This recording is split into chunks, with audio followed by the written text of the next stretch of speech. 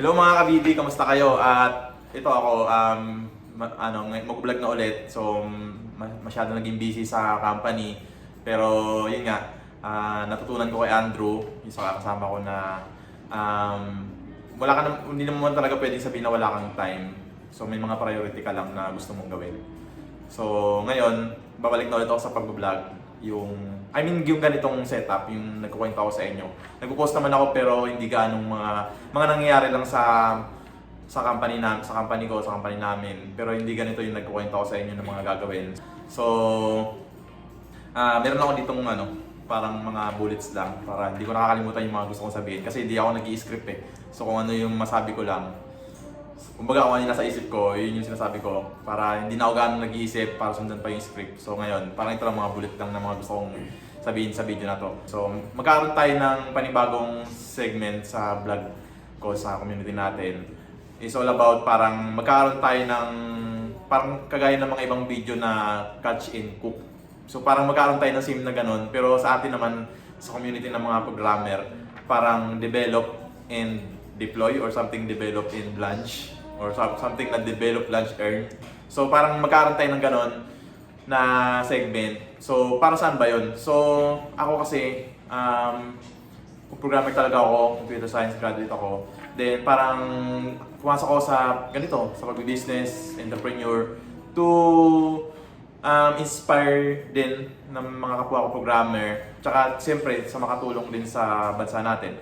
So kasi siyempre alam naman natin yung parang pinaka gross domestic product natin, yung parang pangunahing produkto nating mga Pilipino is yung manpower. So yung mga OFWs. So ngayon, ako naman nakikita ko yung opportunity sa software industry na kaya nating yun yung maging number one product natin. Kasi meron naman kasi tayong open market. So madali naman tayo makapagbenta sa mga iba't ibang bansa, lalo na sa mga katabi nating bansa. Di ba meron tinatawag na Asian Summit, yung mag-meeting yung mga bansa, magbenta ng mga market. So tayo naman as mga programmer, nakikita ko yung opportunity na pwede natin yun yung maging pangunahing maging produkto na nating mga Pilipino about dun sa software, sa mga app na pwede nating ma-launch. So yun yung nakikita ko na pwede natin gawin at yun yung din yung magiging segment natin sa magiging video ko ngayon, sa mga susunod din, na ipapakita ko sa inyo kung paano mag-develop ng isang digital product, develop, launch, saka siyempre market earn. So, to inspire din ng mga ibang dev na gumaya rin sa amin, sa mga ginagawa namin dito sa startup industry, lalo na sa software development, na may opportunity na hindi lang pumapasok tayo sa company to earn, pero there's something more pa na pwede nating gawin lalo na sa bansa natin, lalo na sa pagdating sa technology. So ang goal ko kasi, tsaka yung mga kasamahan ko, yung company namin, is magkaroon tayo ng Silicon Valley sa Pilipinas. Marami tayong mga app na may launch natin dito, then soon pwede nating mag-expand tayo sa mga ibang bansa, pwede nating i-market doon. So marami kami naisip ng mga idea, ng mga product. So yun yung mga gagawin natin. Ang naisip ko talaga is every month kaya namin mag-launch ng app ng fully developed talaga, running, then marketable, may mga magiging client. Pero sobrang siyempre dahil nga marami rin kami ginagawa, try kong maging challenge to na every week mag-launch tayo ng mga app, every week develop, then launch, develop, launch. Hanggang titingnan natin kung paano natin i-market, paano tayo, isasama ko yung kung paano makipag-usap sa mga client. Pero siyempre yung mga private conversation, yun yung mga i-hide natin. So more on parang end-to-end ng paano i-develop, tsaka paano mag-ibenta, paano magkumita. So hindi about sa pag-iabang na ganun, pero siyempre na, isang goal natin dito is mapaunlad yung technology natin ng Pilipinas, makaambag tayo sa Pilipinas sa pagdating sa technology, dahil siyempre yun yung talent natin eh, yun yung way natin to serve sa iba. So siyempre ako naman may hawak akong community, yung programmers, developers, tsaka yung programmer code posting. So I hope na ma-inspire ko rin kayo na gumaya sa amin or someday mag-join kayo sa team namin na nabaguhin yung Pilipinas pagdating sa GDP, yung sabi ko yung sa mga OFW. na yun yung maging second, maging first product na natin yung digital products. Kasi kaya-kaya naman talaga natin sumabay pagdating doon. So, kasi siyempre, wala naman tayo ganong cost talaga doon. So, I mean, talent, then yung time natin, yung dedication natin na kaya nating makipagsabayan sa ibang bansa pagdating sa software industry. Then, susunod, kapag gumanda yung takbo natin doon sa software development, so pwede naman tayo paunti-unti, pupunta naman tayo sa mga electronics products. So, pero doon muna tayo sa software dahil wala gaano pang cost doon. Pag sa electronics, may mga bibili pa tayong mga equipment. Tsaka, siyempre, papayalala ko rin sa inyo yung mga involved sa project na to. So, pag nag-develop kasi tayo ng isang product, hindi lang talaga tayo mag-isa dapat eh. So, nasa atin na yung kung tayo yung nakaposition sa development. So, may mga magiging team din talaga tayo na may nakaposition sa client, sa marketing. So, siyempre as company nga. So, ang goal kasi natin dito is makapag-develop tayo ng product, mai-deploy din gawing company. Kasi doon makakapag-open tayo ng mga businesses. Doon yung nakikita kong magiging way natin na hindi lang tayo gaano pag nagawa kasi natin yun, marami na tayong mga kababayan na pwede na silang may mga marami ng opportunity dito sa Pilipinas na hindi na nila kailangan mag-abroad dahil siyempre kung mas mataas ako doon kung marami nga tayong maging businesses dito na may ila-launch gamit yung mga application, mga software na pwede nating ibenta sa ibang bansa rin. So, makakapag-open na tayo ng maraming opportunity dito. So, malilis na natin yung mga nag-abroad sa atin, di ba? So, yun yung magiging goal natin as mga programmer. I hope na supportahan niyo ako dito. Kasi company ko, siyempre supportado sa akin yung company na meron kami. Kasi yun nga yung pinaka-mission namin dito sa company is palakasin yung technology ng Pilipinas.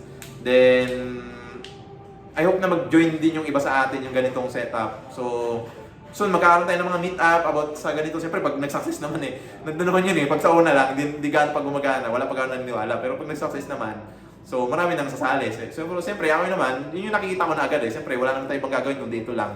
Mag-success talaga na mag-success yan. So, ngayon, yung about lang dito, nabanggit ko yung about sa pag-serve. Maraming malalim na usapan yon, pero ikwento ko rin, magkukwento rin ako about doon, yung about serving. Yun nga, kung nakita nyo sa sa mga una kong video, yung sabi ko nga, yung si Arvin Urrubia, siya yung una kong nakilalang tao na realize ko na may may purpose din sa buhay.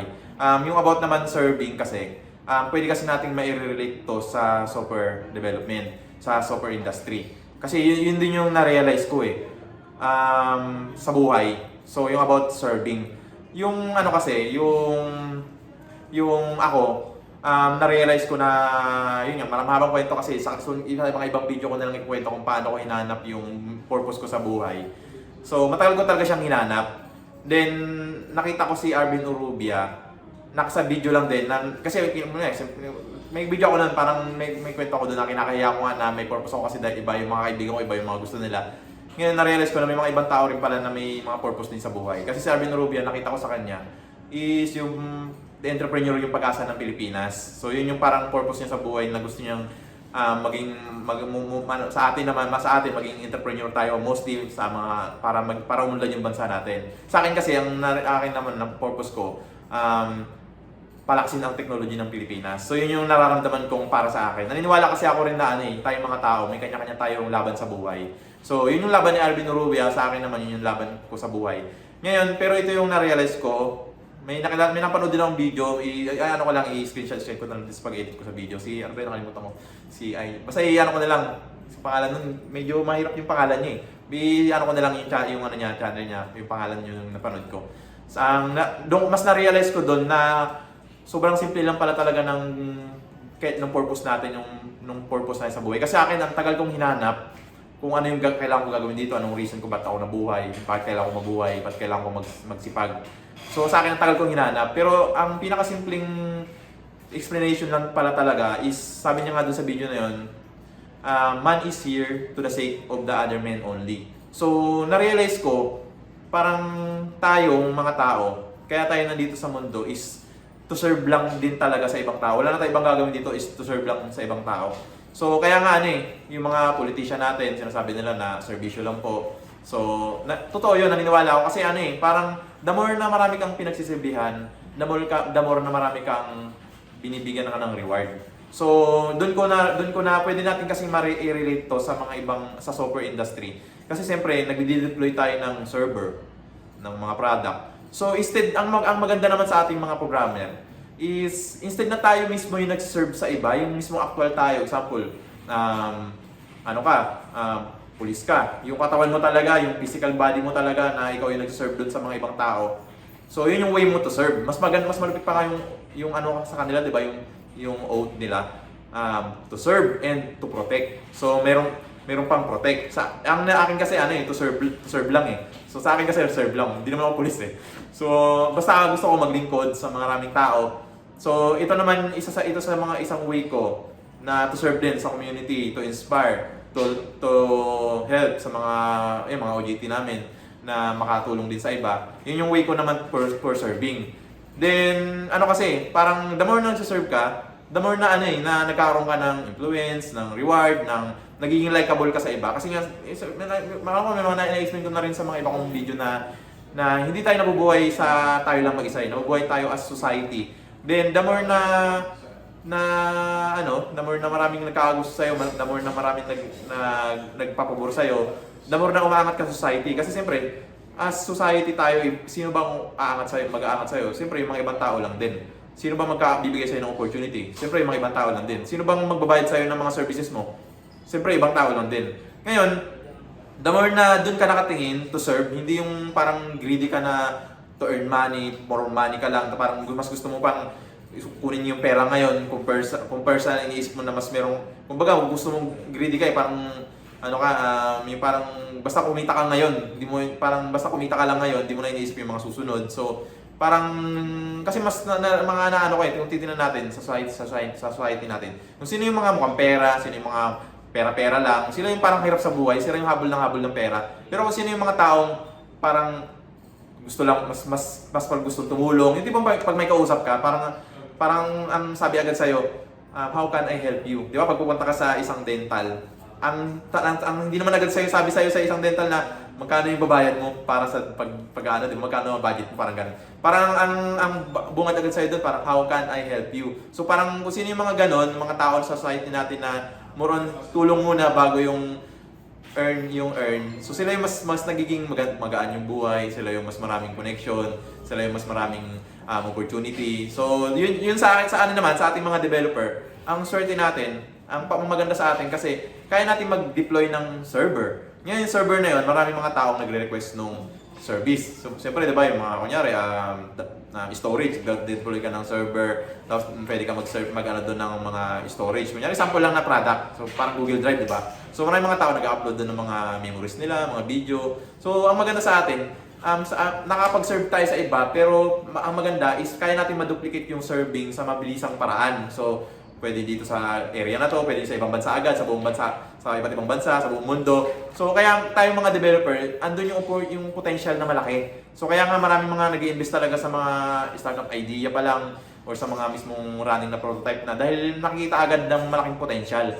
So ibig sabihin kasi ng meaning ng potential is unleash power. So parang pag sinabihan ka ng ibang tao na may potential ka, so parang ibig sabihin nun, meron kang nakikita sa'yo na may potential yung ginagawa mo or ikaw mismo.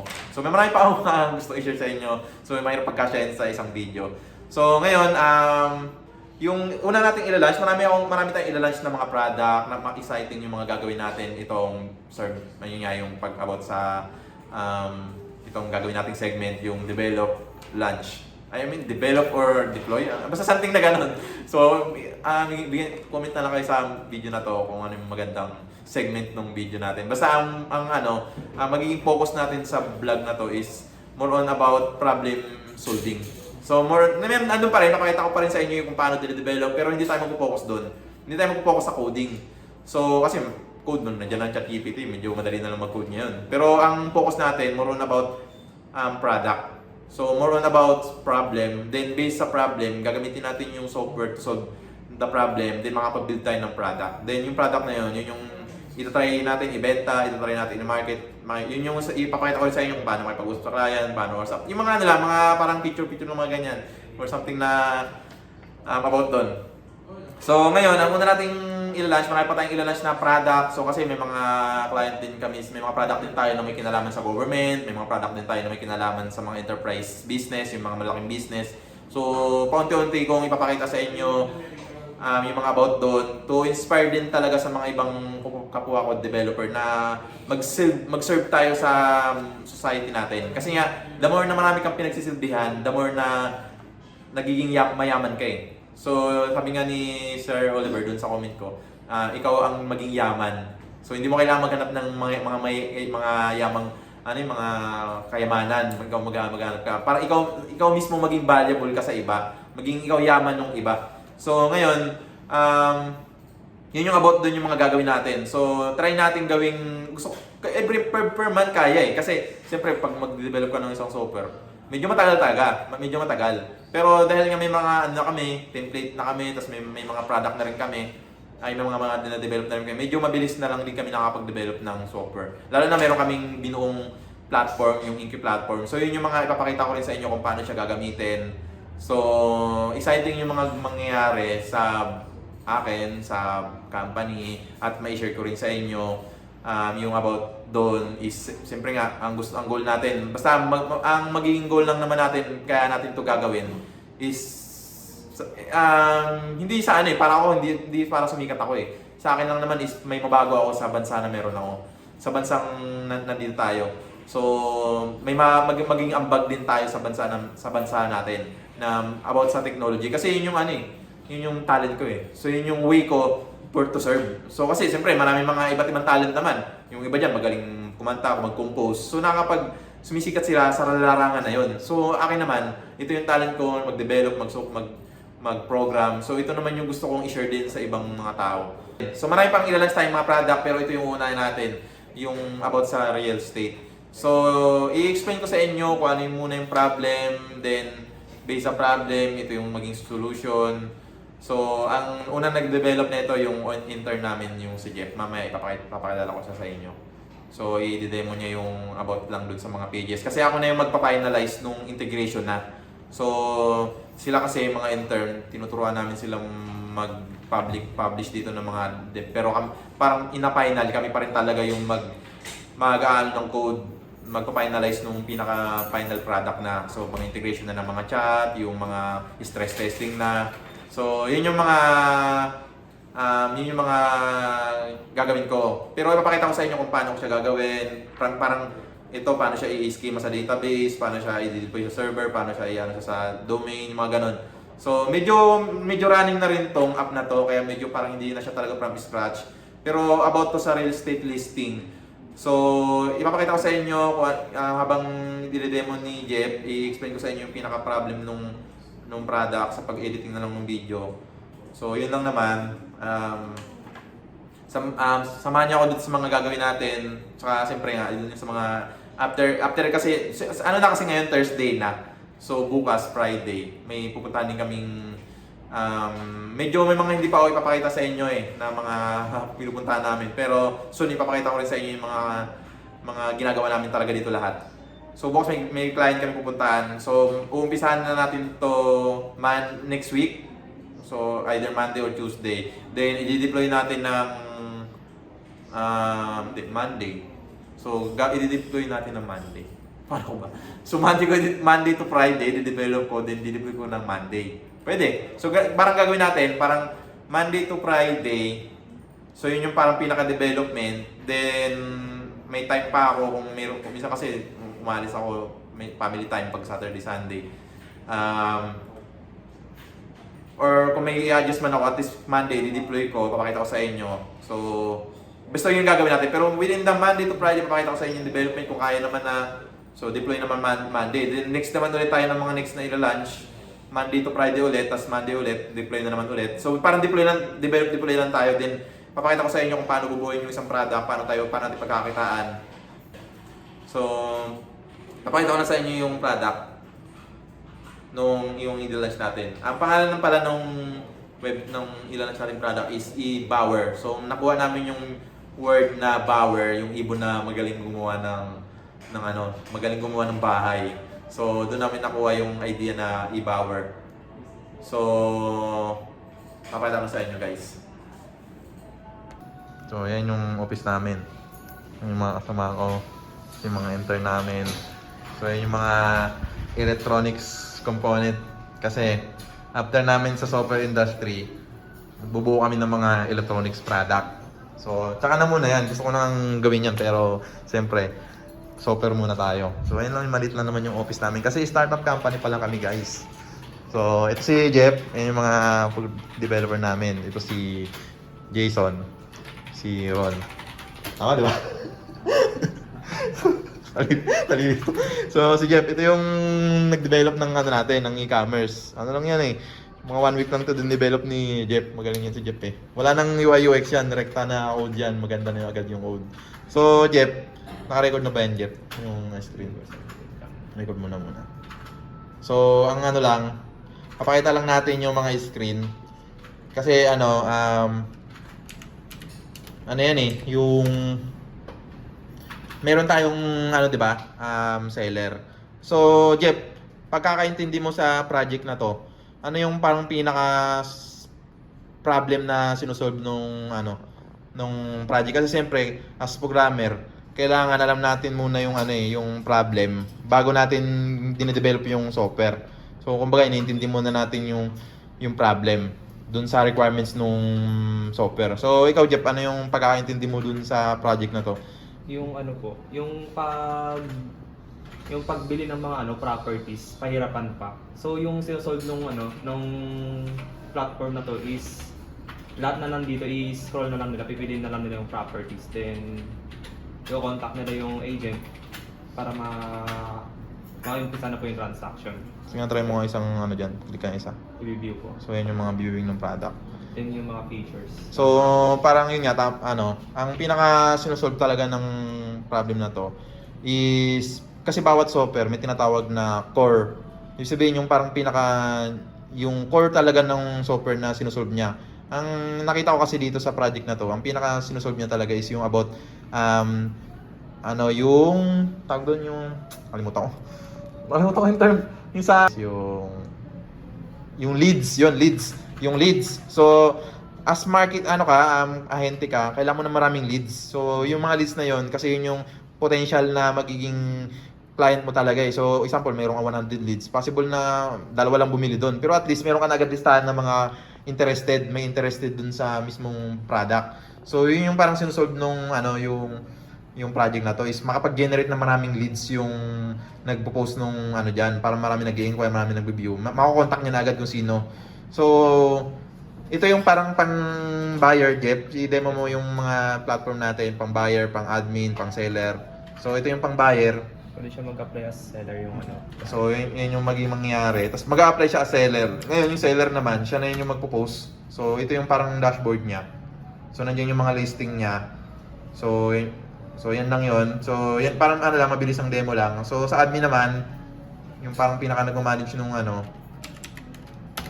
So, yan naman pang admin. So, ito naman yung manage ng mga seller niya, kung may mga kailangan i-approve doon sa mga ads or i-delete. So, yan yung So, meron tayong tatlong platform, no? Parang pinaka-tatlong app, buyer, seller, tsaka admin. So, yan yung mga i-develop natin. Then, wala pa dyan yung chat. So, yun yung ipapakita ko sa inyo kung paano siya integrate ng chat. Tsaka kung paano yung gagawin natin dynamic yung banner. So, palbalik nga dun sa Yan, gagawin natin dynamic to. Pwedeng mag-upload na yung admin siguro. O yung admin yung mag-upload niyan. Ngayon kasi naka-static pa lang yan. Then, gagawin natin dynamic. Yun yung papakita ko sa inyo. So, yan yung i-deploy natin. Medyo maganda naman ang UI. Papalitan natin ilalagay natin ng logo kasi wala pang logo yan eh. So, yun yung i-deploy natin Monday. Monday muna umpisa natin kasi Friday may bukas. Pero yun yung magiging magiging una nating product na ila-launch. Siyempre, after niya, may mga next naman tayo agad na product na ila-launch. So, ipapagamit na agad natin yan sa mga partner din natin. May partner tayo dyan na yun, nasa industry rin na yan. Papakilala ko rin sa inyo sa mga susunod na video. So, yun lang guys. So, pakapin na lang ako yung Jeff nung record. Ay, na-record.